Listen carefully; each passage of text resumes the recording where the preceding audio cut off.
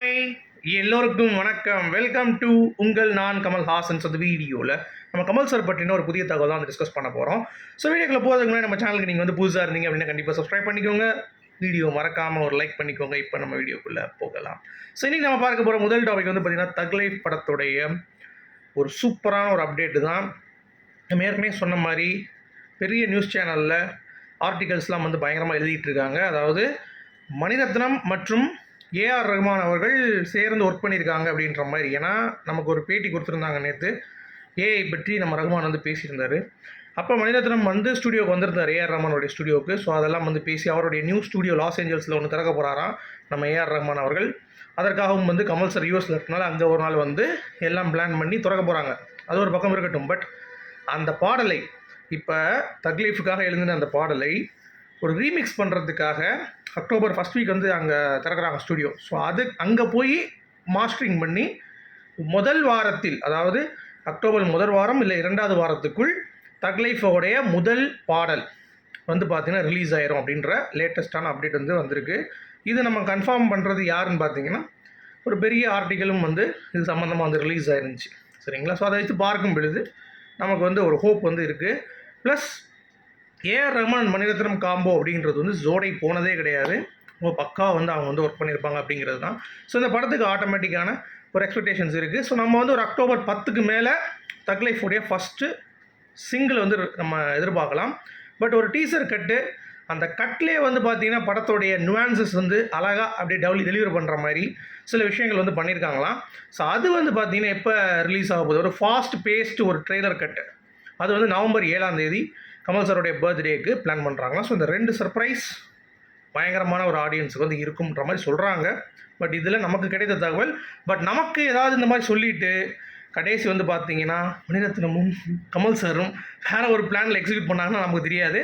So wait பண்ணி பார்க்கலாம். ஓகேங்களா? அடுத்து கமல் சாரோடைய ட்ராப்டு மூவிஸ் அப்படின்னு சொல்லிட்டு ஏஷியானெட்லேருந்து ஒரு லிஸ்ட் வந்து போட்டிருந்தாங்க. அதாவது என்னென்னா மர்மயோகி. ஸோ மர்மயோகியில் சுஸ்மிதா சென் மாதிரியான லீடிங் ஆர்டிஸ்ட்லாம் வந்து கூப்பிட்டு வேறு லெவலில் எக்ஸிக்யூட் பண்ணி ஸ்கிரிப்டை வந்து டெவலப் பண்ணிகிட்டு இருந்தாங்க. பட் அது வந்து ஒர்க் அவுட் ஆகலை. அடுத்து யாவரும் கேளிர் அப்படின்ற மாதிரி ஒரு படம் வந்து ஆரம்பித்தாங்க. அதுவும் வந்து சரியாக டிஸ்கஷன்லேயே போயிடுச்சு. தலைவன் இருக்கின்றான் அப்படின்ற மாதிரியும் போச்சு. அதுதான் தேவர் மகன் 2ஆக வந்து அப்படியே கன்வெர்ட் ஆகிடுச்சு.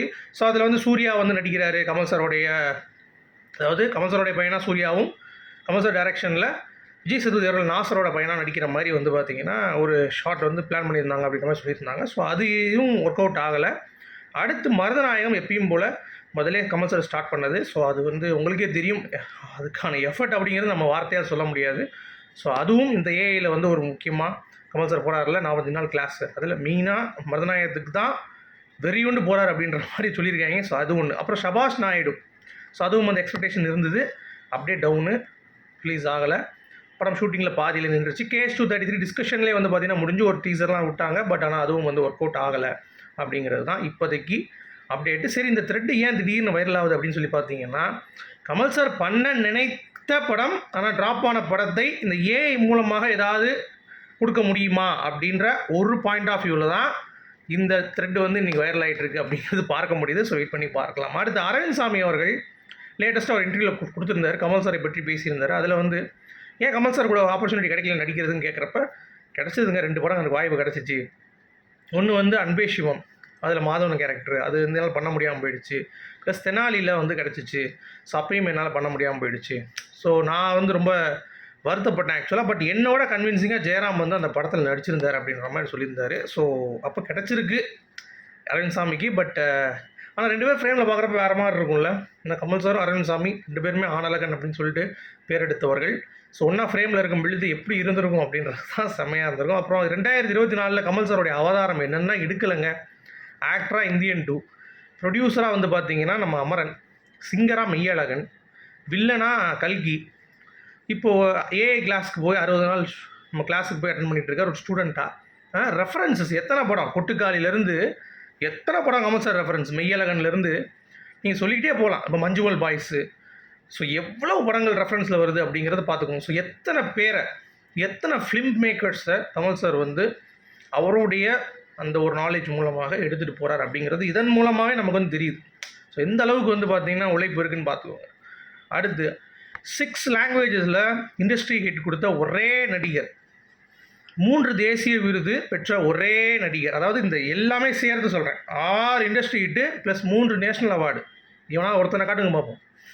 சேர்த்த மாதிரி ஒருத்தன் இருக்காது. இண்டஸ்ட்ரி ஹிட் இருக்கும் ஆனால் அவார்டு இருக்காது, அவார்டு இருக்கும் ஆனால் இண்டஸ்ட்ரி ஹிட் இருக்காது. ஸோ இந்த மாதிரி தான் ரெண்டையும் கலந்து, அதாவது Kamal sir is a main mass plus class. அந்த டெலிவர் அப்படிங்கிறது வந்து க்ளீனாக நடக்கும் கமல் சார் கிட்ட அப்படிங்கிறது பாயிண்ட்டு.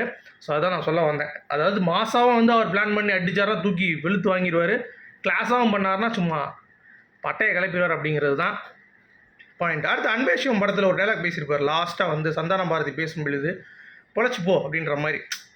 அதுதான் இப்போ இந்த வசூல் சாதனைன்னு சொல்லிட்டு வசூல் வடை சுட்டுட்டு இருக்காங்க பாருங்கள். 600 கோடி 700 கோடி அப்படின்னு சொல்லிட்டு விஜய் ஒரு பக்கம் ரஜினி ஒரு பக்கம் இந்த மாதிரி பண்ணிட்டு இருக்காங்க. இல்லை இவங்களுக்குலாம் டே சின்ன பையன்லாம் ஓரம் போய் விளாடுங்கடா அப்படின்ற மாதிரி பொழைச்சி போங்கடா, நாங்களாம் கமர்ஷியல் தொட்டோன்னா அவனை நீங்கள் இருக்கவே மாட்டீங்க ஆள் தெரியாத இடத்துக்கு அப்படின்ற மாதிரி வந்து சொன்ன மாதிரி தான். எனக்கு அந்த அன்பேஷியம் டைலாக் வந்து அதுதான் வந்து கரெக்ட் ஆகிடுச்சு அப்படிங்கிறது தான். ஸோ நீங்கள் என்ன பார்க்குறீங்க அப்படிங்கிறத சொல்லுங்கள். அடுத்து இலங்கையில் 1000 நாட்கள் கமல் சாருக்கு ஓடின படம் அப்படின்றது வந்து பார்த்திங்கன்னா நம்ம லிஸ்ட் எடுத்து பார்த்தோன்னா 3 தேட்டர்களில் 1000 நாட்கள் ஓடி இருக்குது. இலங்கையில் குரு அப்படின்ற படம். ஸோ என்னதான் சாதனை இந்த மனுஷன் பண்ணல அப்படிங்கிறது நமக்கே வந்து யோசனையாக இருக்குது. அடுத்து இந்த ஜெயிலர் படம் விக்ரம் அப்படியே காப்பி அடித்து ஒரு ஸ்கிரிப்ட் பண்ணி பண்ணாங்க. ஆனால் அடுத்ததும் பார்த்தீங்கன்னா ரஜினிக்கு சும்மா நடந்து போய் முடியெல்லாம் சீவி விட்டோம்னா படம் ஓடாதுன்னு தெரிஞ்சு போச்சு. சரி இப்போ என்ன பண்ணலாம்னு சொல்லி விருமாண்டியோடைய பிளாட் எடுத்திருக்காங்க. ஞானவேல் என்கவுண்டர்ஸ் இதில் வந்து எப்படிலாம் இருக்குது அப்படின்ற மாதிரி, அதாவது ஒரு கைதிக்கு எப்படிலாம் இருக்குது அப்படின்னு சொல்லிட்டு இந்த பிளாட் இருக்கும்ல. ரோஹிணி அதே மாதிரி யூஸ் பண்ணியிருக்காங்க. அபிராமியும் வந்து பார்த்தீங்கன்னா உள்ளே இருக்காங்க. என்னடா இது டே விருமாண்டி படத்தை காப்பி அடிச்சு வச்சுருக்கீங்களா அப்படின்ற மாதிரி தான் இருக்குது. ஸோ படம் வரட்டும் அப்படிங்கிறது தான். அடுத்து சரி இதாச்சும் ஓகே, கமல் சார் நிற்பார்ல விக்ரமில் ஒரு ஷாட் அப்படியே பேக் போகும் தெரியுமா, ஒரு பில்டிங்கில் நிற்பார்ல, அதே மாதிரி ரஜினி அவர்கள் வந்து நின்றுட்டு ஒரு லேப்டாப் அப்படி நோண்டிட்டு இருக்கிற மாதிரி பெரிய சேஞ்ச் டிஃப்ரென்ஸ் அந்த மாதிரி பண்ணுறாராம்.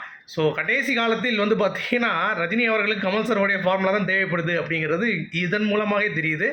ஸோ பார்த்துக்கோங்க அப்படிங்கிறது தான். அடுத்து கோயம்புத்தூரில் பாப்பம்மாள் அப்படின்னு சொல்லிட்டு ஒருத்தவங்க, அவங்க வந்து அரசியல் மக்கள் சேவை இந்த மாதிரி ஏகப்பட்ட விஷயங்கள் பண்ணியிருக்காங்க. அதுக்கு வந்து கமல் சார் வந்து மக்கள் நீதி மையமுடைய அறிமுக விழாவில் அதுக்கடுத்து வந்து பேக் டு பேக் அவங்களுக்கு ரெகனேஷன் கொடுத்துட்டே இருந்தார். அவங்க இறந்துட்டாங்க இன்றைக்கி. ஸோ அவங்கள ஃபோட்டோலாம் போட்டு கமல் சார் வந்து ரொம்ப ஃபீல் பண்ணி பதிவு போட்டிருந்தார். ஸோ இரங்கல் செய்தி வந்து போட்டிருந்தார். நம்மளும் வந்து அந்த அனுபவங்கள் வந்து கண்டிப்பாக சொல்லிக்கலாம். அடுத்து மாதவன் இந்த படத்தில் அன்பேஷியம்லாம் நீங்கள் பார்த்துருப்பீங்கல்ல, மெய்யழகன் அதே நாட்டு தாங்க. அதாவது மாதவன் கேரக்டரில் அரவிந்த் சாமி, கமல் சார் கேரக்டரில் கார்த்தி. இப்படி தான் இங்கிட்ட வந்து பூக்கார பெண்ணு, அங்கிட்டு வந்து பார்த்தீங்கன்னா பொட்டிக்கடை அக்கா. இவ்வளோ தான் டிஃப்ரென்ஸ் அன்பேஷத்தில். சரியா, பயங்கரமாக இந்த படத்துக்கு கூட ரிலேட் பண்ணியிருக்காங்க அப்படிங்கிறது நம்மளால் வந்து பார்க்க முடியுது. அடுத்து நியூஸ் தமிழில் கமல் சார் வந்து ஏதோ விஷயம் வந்து பண்ணால் கூட அவனுங்க நெகட்டிவாக தான் வந்து டைட்டில் போடுவானுங்க. ஆனால் ரஜினி அவர்கள் வணக்கம் வணக்கம் வணக்கம் எல்லாத்துக்கும் வணக்கம் வணக்கம் வணக்கம் அப்படின்ற மாதிரி சொல்லியிருக்காரு. அது ஒன்றும் இல்லை, 50 ஆண்டு நிறைவேறிச்சு உங்களுக்கு திரைத்துறையில், என்ன நீங்கள் நினைக்கிறீங்கன்னு அதில் வணக்கம் வணக்கம் அப்படின்ட்டு போகிறாரு. ஸோ அதை வந்து போட்டிருக்கான், சுருக்குன்னு பதில் சொன்னார் அப்படின்னு சொல்லிட்டு நான் யோசித்தேன், என்னோட சுருக்குண்ணா அப்படி என்ன பண்ணிட்டாப்புல வரு அப்படின்ற மாதிரி உள்ளே போய் நான் நோண்டி பார்க்குறேன். வணக்கம் தவிர எதுவும் இல்லை.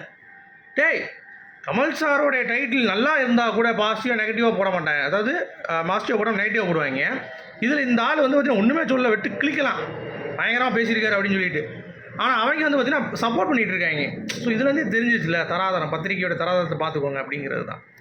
அடுத்து அமரன் டீமுடைய ப்ரமோஷன்ஸு மலேசியா சிங்கப்பூர் சரி நடக்க ஆரம்பிச்சிருச்சு. கமல் சாரோடைய மிமிக்ரி சிவகார்த்திகேயன் சும்மா வேறு மாதிரி தெரிவிக்க விட்டாப்புல, அது நல்லா இருந்தது பார்க்குறப்ப. அது எப்படி சொல்கிறது, அவருடைய அந்த டோனை அப்படியே எடுத்து பேசுகிறது. ஸோ செதுக்கியிருக்காப்புல கமல் சார் அப்படிங்கிறது தான் சிவகார்த்திகேயன். சரியா, அவருக்கு ஏற்கனவே மிமிக்ரி நல்லா வரும், பட் கமல் சார் வாய்ஸ் அந்தளவுக்கு எடுக்க மாட்டாப்புல. பட் இதில் பார்க்கும் பொழுது கொஞ்சம் ஓரளவுக்கு ஒரு 80% மேட்ச் ஆகுதுங்க. 100% சொல்ல முடியாது, 80% மேட்ச் ஆகுது அப்படிங்கிறது தான். அடுத்து இப்போ திமுகவுக்கு ரொம்ப வந்து கமல் சார் ஃபேவராக போகிறார் அப்படின்ற ட்வீட்ஸ்லாம் நிறையா வருது. என்ன கேட்குறேன்னா, மக்கள் தலைவனாக 45 வருஷம் நற்பணி பண்ணி எந்த ஒரு தவறான இன்ஃப்ளூயன்ஸ் வந்து எங்கர் ஜென்ரேஷனை ஸ்பாயில் பண்ணல. சரியா, ரத்த தானம் முதல் தானம் அப்படின்ற மாதிரி ஏகப்பட்ட தானம் வந்து பண்ணிகிட்ருக்காரு கமல் சார் பொறுத்த வரைக்கும், அவரும் பண்ணியிருக்காரு. ஸோ இவ்வளோ தூரம் பண்ணியும் மக்கள் வந்து ஒரு கட்சி ஆரம்பித்து உங்களுக்கு நல்லது பண்ணுறேன்னு சொல்லி வரும் பொழுது தூக்கி சிறுப்பால் அடிச்சிங்கல்ல, அப்படி அடிக்கிறவங்களுக்கு டிஎம்கே கூட்டணி போனால் என்ன போடலாம் என்ன கமல் சார், உங்களுக்கு என்ன கவலைன்னு கேட்குறேன். ஸோ உங்களுடைய கருத்துக்கள் சொல்லுங்கள். மீண்டும் சந்திப்போம். Good bye.